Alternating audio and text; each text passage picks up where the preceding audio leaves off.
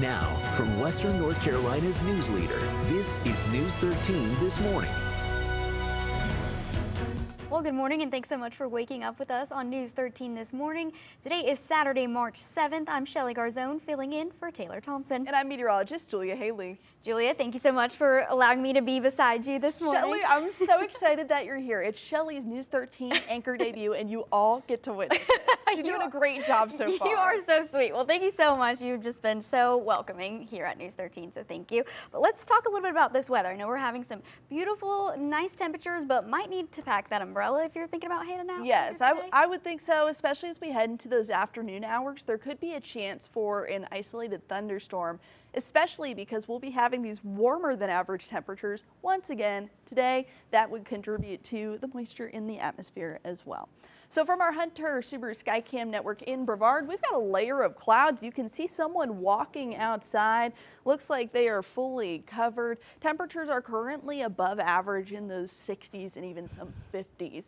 And around the region, as you see there, here are your weather highlights. We're staying very warm and the rain chances will continue to increase. Thunderstorm chances will also increase, like I was just mentioning. So we've got mostly just regular skies out there, just some partly cloudy skies overall. And with that, you can see those temperatures are sitting in the 60s and 50s. Waynesville at 59, Cherokee 60. Moving further eastward, we've still got some clouds, but that rain is moving out, just some light showers near Morganton. And heading toward the upstate, temperatures in the mid 60s already. Some partly cloudy skies overall. I'll have your weekend forecast coming up. All right, thank you so much, Julia. We're following some police activity overnight near Granada Street here in Asheville, drawing attention from neighbors in the area. Authorities have not yet released official details about what prompted the police presence. We have reached out to the Asheville Police Department for more information and are working to learn exactly what's happening. Multiple police units were seen in the area around 2:30 a.m. with officers blocking off parts of the area as they responded to the scene. Right now, it's still unclear what led to the police presence or whether anyone has been injured. We'll continue to follow this developing situation and we'll bring you updates as soon as more information becomes available.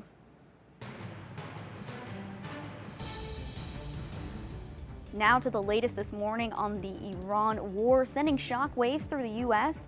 economy as a time when Americans are already struggling with the cost of living, gas prices increasing each day, steep stock market losses, and new data showing the economy lost 92,000 jobs just last month. National correspondent Atra El-Nashar reports from Washington. A sudden jolt of uncertainty rocking the U.S. economy. Americans woke up Friday to news gas prices rose another 7 cents on average, according to AAA. It's not good. I wish things were cheaper. The daily increases at the pump are a direct result of the U.S.-Israel war with Iran, which has effectively closed the Strait of Hormuz, a narrow but essential passageway for oil tankers and other cargo. The American ship came to the Strait of Hormuz, but due to the actions of our armed forces, it retreated 1,000 kilometers. The day before the war began, crude oil traded at around $70 per barrel. The energy minister of Qatar is now forecasting $150 per barrel in 2 to 3 weeks if the strait remains closed, telling the Financial Times, everybody's energy price is going to go higher. There will be shortages of some products and there will be a chain reaction of factories that cannot supply. At the White House, Chief of Staff Susie Wiles reportedly sounding the alarm about the political liability of high gas prices in this midterm election year. Less than a year and a half ago, Trump promised voters this. We're going down and getting gasoline below $2 a gallon. Wiles now urging advisors to come up with fixes. Politico was first to report. As soon as it's reasonable to do it, we'll escort ships through the straits and get the energy moving again. The president telling Reuters about gas prices, they'll drop very rapidly when this is over, and if they rise, they rise. Another thing rising, the unemployment rate, ticking up to 4.4%, according to the February jobs report from the Labor Department Friday, showing a loss of 92,000 jobs last month. Adding to the economic uncertainty is how the federal government will handle about $166 billion in court-ordered refunds of President Trump's tariffs after the Supreme Court ruled most of them are illegal. In court Friday, Customs and Border Protection said they're currently unable to do such a large volume of refunds, but will try to streamline systems so that by late April, they can start. In Washington, I'm Atra El-Nashar. According to AAA, gas prices are now hitting their highest level since September of 2024. Here in the mountains, drivers are already facing some sticker shock at the pump. We spoke to some drivers at a gas station in Henderson County where the price per gallon was just 1 cent under $3. ABC News says Tuesday marked the largest single-day jump at the pump since March of 2022. Drivers we spoke with say they're feeling the fuel cost climbs, and you guessed it, they're not too pleased.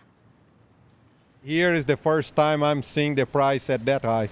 Yeah, so you're not happy about it? Not happy about it. Do you drive less? Do you do anything as a result of a price like this, or you just go with it? Trying to drive less, but sometimes you have to go where you have to go.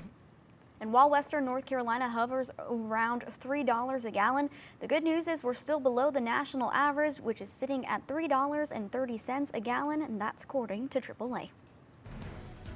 If they were able to get power into the building, they could do that again and start a fire. A security company owner worried about an abandoned property on one of Asheville's main roads. Why the city says code enforcement officers who could have come out yesterday did not. Those details ahead. And 2 community cleanup events happening today. When and where you can volunteer after this short break. And we're starting to see the sunrise, but also some clouds. I'm tracking your clouds and letting you know when you can expect rain this weekend.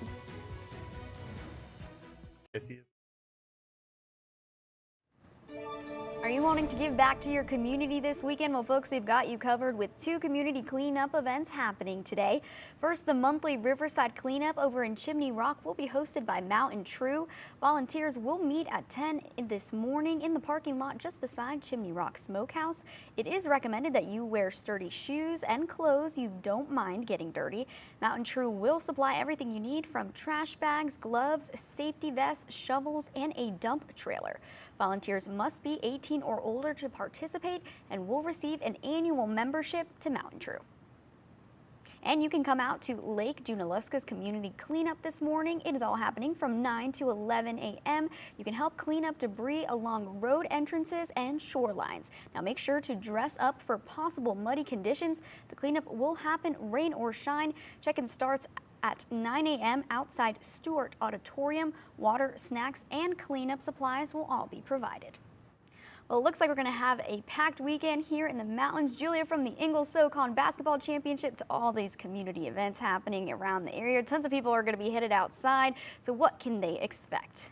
Well, this morning, you've got sun on the way, but then our rain chances start to creep back into the forecast. This is a photo from Lake Junaluska, and take a look at that rainbow. As we get that chance for some afternoon showers today, you have another chance to snap photos like these if you do see a rainbow from, of course, all of the water vapor and the sunlight that reflects through it.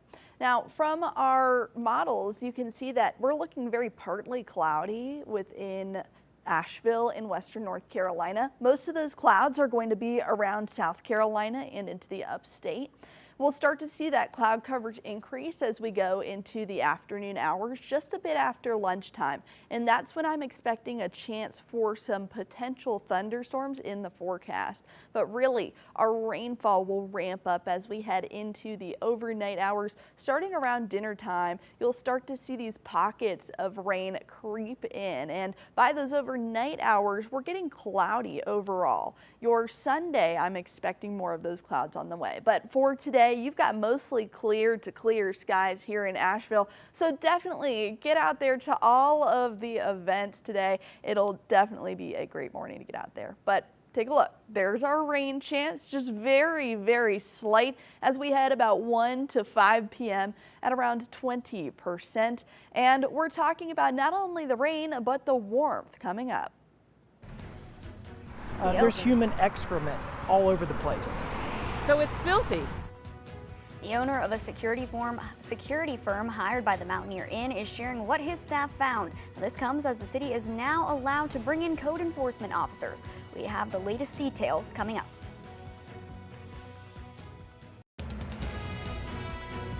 Now, from Western North Carolina's news leader, this is News 13 This Morning. Now to the latest with the war over in Iran. The Pentagon says it's preparing to increase operations in Iran while Israel expands strikes against Beirut. At the same time, Iran is targeting opposition groups in Iraq as tensions continue to rise across the region. Here's ABC's Michelle Franzen with the latest. The war in the Middle East is escalating. Iranian missile debris ignites a U.S. military base in Kuwait. Officials say no one is hurt. In a major U.S. military move, the world's largest aircraft carrier, the USS Gerald R. Ford, is moving into the Red Sea. The Pentagon says U.S. forces have struck more than 3,000 targets in Iran. ABC News sources tell us the U.S. believes Russia has been providing Iran with the locations of American troops in the region, including aircraft and naval ships. The White House downplaying Russia's impact. It clearly is not making a difference with respect to the military operations in Iran because we are completely decimating them. President Donald Trump demanding Iran's unconditional surrender, saying the U.S. and its allies will work tirelessly to bring Iran back from what he calls the brink of destruction, adding his call to make Iran great again. Iran now launching strikes against Kurdish opposition groups in Iraq, and Israel expanding its strikes deeper into Lebanon. ABC's Matt Rivers is in Beirut. There's another missile coming in right now. You can hear that explosion there. Meanwhile, a plane from the New England Patriots seen chartering hundreds of Americans home. Officials say at least 27,000 U.S. citizens have left the Middle East since the war erupted. Michelle Franzen, ABC News, New York. President Donald Trump is planning to visit the Dover Air Force Base today in Delaware to witness the return of bodies of American service members killed in the U.S.-Israeli war against Iran. He made the announcement on social media Friday, stating he and the First Lady will be in attendance. It's still not clear if today's ceremonies will mark the return of all 6 bodies killed in the strikes, which began a week ago. President Trump also posting this video Friday pushing to the new role he just gave Kristi Noem, right after firing her as head of the Department of Homeland Security this week. The Shield of the Americas is a new security program that Trump said will focus on improving safety and cooperation across countries in the Western Hemisphere. As part of this plan, Kristi Noem will serve as the special envoy for the initiative. And state lawmakers in South Carolina are considering a bill that would impact alcohol sales. The bill would allow liquor stores to be open for business on Sunday afternoons. Voters in individual counties and cities would get the final say on whether that happens. Current state law keeps liquor stores closed on Sundays. However, restaurants and bars can serve alcohol and stores can sell beer and wine if local law permits it. Now, the Sunday sales bill would be additional revenue for stores and more sales tax for the state, but store owners would have more permitting fees and hikes in insurance. And cremated remains of previously unclaimed veterans were laid to rest Friday at Fort Jackson National Cemetery down in Columbia, South Carolina. The cremated remains of these patriots were transported by Dunbar Funeral Homes. The service was made possible by the American Legion post in Chapin. Organizers say these veterans who honorably served their country were buried with the honor and dignity they deserve. North Carolina leaders are continuing to push forward with recovery efforts even as major shakeup in Washington raises new questions. The Trump administration has removed Kristi Noem as the Secretary of Homeland Security. State leaders gathered at Lady Marion Dam yesterday, highlighting new funding aimed at repairing storm damage. DEQ officials say $7.3 million in grants are being distributed to repair 8 dams across western North Carolina. They say the work is part of the long recovery process and comes as leaders continue working with federal partners to move disaster aid forward. And beginning March 30th, the Helene Resource Center on College Street will move to a by-appointment format. This comes as the numbers of people in Buncombe County needing in-person recovery assistance has declined. Appointments can be scheduled by calling the One Buncombe call center. Also, the Asheville location on Cox Avenue will close at the end of the day on March 27th. And now, your News 13 Skywatch weather. Happy Saturday. We're waking up to the sunrise here in the mountains, and those orange hues are painting the Blue Ridge. Just looks like a postcard out there. Now, this is courtesy of our Hunter Subaru Skycam network, and yes, this is at Hemp Hill Bald. By this time tomorrow, it'll be dark outside. We spring forward our clocks 1 hour, and daylight saving time begins. Some clouds out there right now, but we're starting to see more of those sunny skies. Temperatures above average for this time of year. We've got some 60s already, 60 degrees at the airport and 60 around Ellenboro. Some stray showers, but overall looking much drier than we were a few hours ago. So we have a cold front. This cold front is bringing some strong storms with it, and the convective outlook shows that we are in a low risk zone. Our biggest impact will be a chance for some breezy conditions, could be some damaging wind gusts as we head into the afternoon and evening ahead of that front. So we got cloudy skies overall for the upstate, and for Saturday around noon, you can expect western North Carolina to have some sunshine in the forecast, but there could be a chance for some partly cloudy skies to give way to some showers or even thunderstorms. I'm really expecting those showers to ramp up as we head into the overnight hours into your Sunday. Sunday looking much cloudier overall, and rain chances will continue not only today and tomorrow, but into your work week. Here's your extended forecast. Have a wonderful day.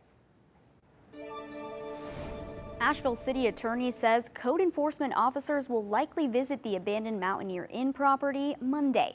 That comes after the owners ignored a judge's order to clean up the site.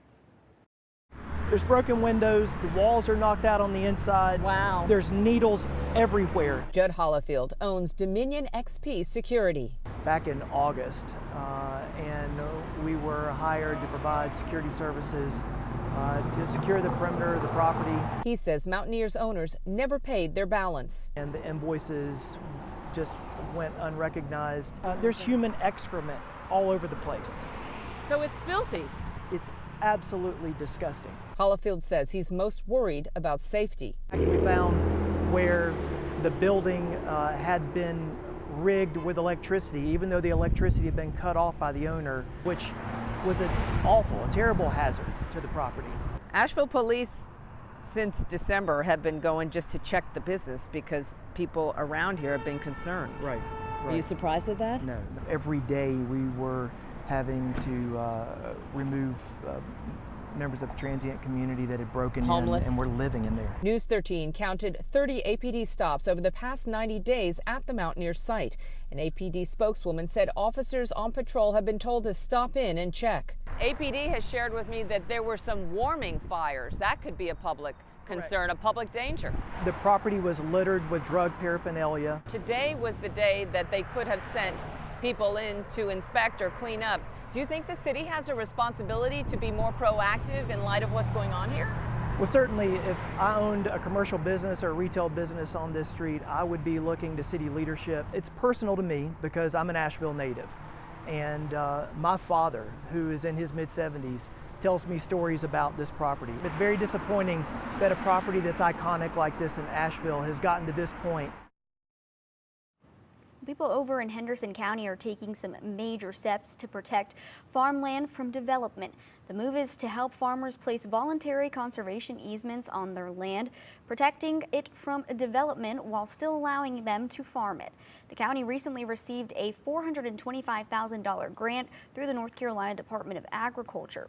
Commissioners voted this week to match the funding, deducting $850,000 from farmland preservation. County leaders say farmers can apply for the program, and applications will be reviewed by the Agriculture Advisory Board. And hop into spring with the annual Barefoot Plant Sale hosted by Irwin High School. One of your purchases could help stream bank recovery for Hurricane Helene. Those details later.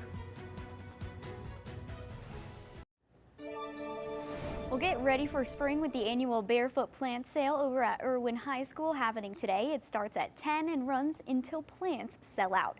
Native plants like river oats, yellow prairie grass, and black locust will be featured. Selected plants will have reduced prices to support the restoration of stream banks after Helene.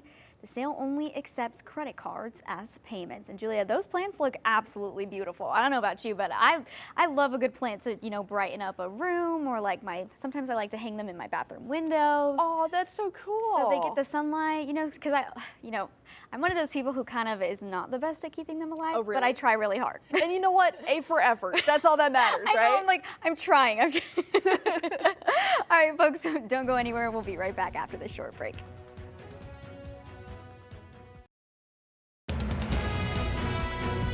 Now, from Western North Carolina's news leader, this is News 13 This Morning. Good morning, and thanks for waking up with us on News 13 This Morning. Today is Saturday, March 7th. I'm Shelly Garzon, filling in for Taylor Thompson. And I'm meteorologist Julia Haley.